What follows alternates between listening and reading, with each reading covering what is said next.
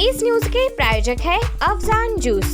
Afzan special basundi, falooda, खजूर juice, lassi, painter चौक, Vijapur waste, Solapur. उन्हाळा संपेपर्यंत सोलापूर शहराला सामान्य नेहमीप्रमाणे पाणी पुरवठा होणार आहे। यंदा जलसंकटच नसणार आहे, त्यामुळे सोलापूरकरांना एक चांगली माहिती समोर आली आहे। फेब्रुवारी अखेर उजनी धरणात 51% पाणी होते। गतवर्षी हेच प्रमाण 16% होते। गतवर्षाच्या तुलनेत यंदा उन्हाळ्यात शहरवासियांना जलसंकट नसणार आहे। उजनी धरणात फेब्रुवारी अखेर 51% जलसाठा आहे। मागील वर्षी मात्र उणे 16% जलसाठा खाली गेला होता। त्यामुळे सोलापूरकरांना पाण्याची भीषण टंचाई जाणवली होती। सध्या गावठाण भागात 4 आणि हद्दवाड भागात 5 दिवसाआड पाणीपुरवठा सुरू आहे।